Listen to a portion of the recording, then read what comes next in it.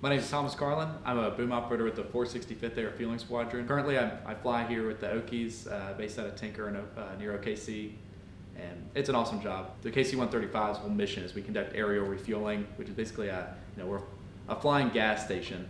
So airplanes, whether they're Air Force receivers, whether they're Navy receivers, whether they're foreign allies, they all come to us to actually take fuel to extend their capabilities in terms of how long they can fly.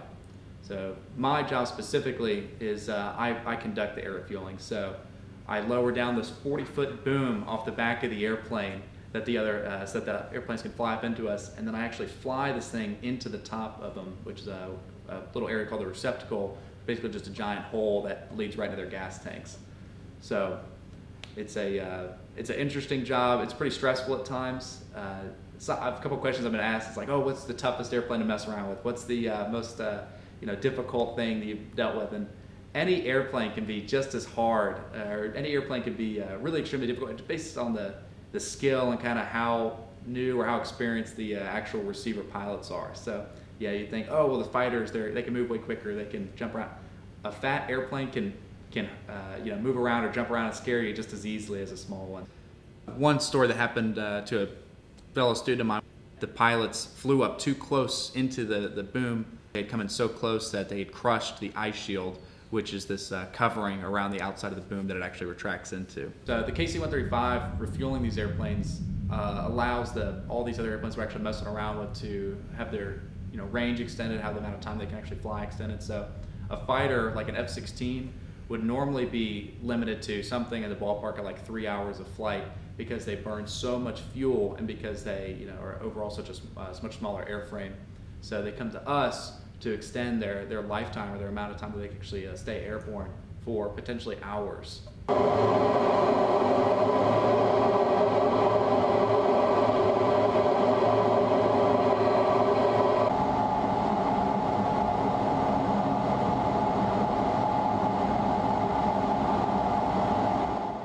So for us to be able to sit over an area of operations and an A-10 come up to us to take fuel and then dive directly down to be able to go and provide that immediate close air support is a pretty incredible experience to be a part of.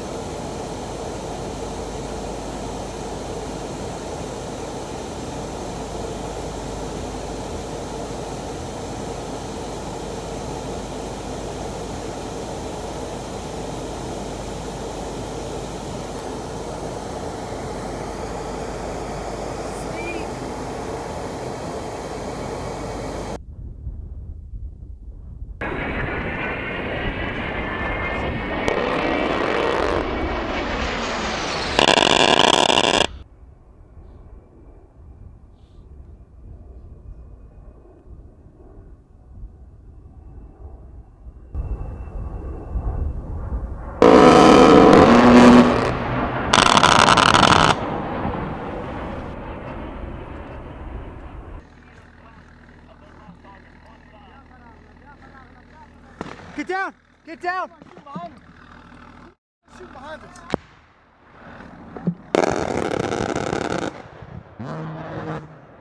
Good rounds, good rounds!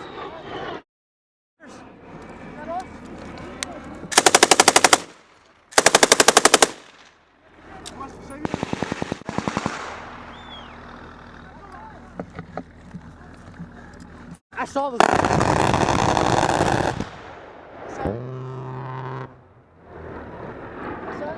And same thing for a lot of cargo airplanes. Take a big fat airplane like a C-17. They may have to fly all the way from middle of the United States over to the Middle East or over to Europe or over to parts of the Pacific. They'll come to us so that way they can actually get some gas to be able to extend their overall range. At 15 is where I really made the conscious decision to pursue attending the Air Force Academy and pursuing a professional career in military aviation. My granddad was a Navy fighter pilot. He flew all through Vietnam. And then my dad kind of followed in his footsteps. He ended up flying on the KC-135, our airplane, as a navigator originally, and then he was picked up for a pilot slot a little bit later. So he flew big, fat, heavy cargo airplanes for his whole career. And so that I was always around aviation, going to air shows and things like that. And then it really became even more feasible when I started flying with some family friends who actually own small airplanes like Cessna, 4-seat, high wing, little, look like birds at a distance. I mean, when you're seeing flying and stuff, I mean, it's so small. So being able to fly in those airplanes really showed just how feasible it was to get into aviation in general. So when I was 15 or so, I got picked up to go to a glider academy through a program called the Civil Air Patrol. And so over the summer of 2015, when I was 15, I ended up soloing in sailplanes or gliders, which are just a normal airplane without wings on, or without an engine in it. And then when I was 16 and 17, I started flying off a scholarship, which was able to get me all the way through my private pilot's license.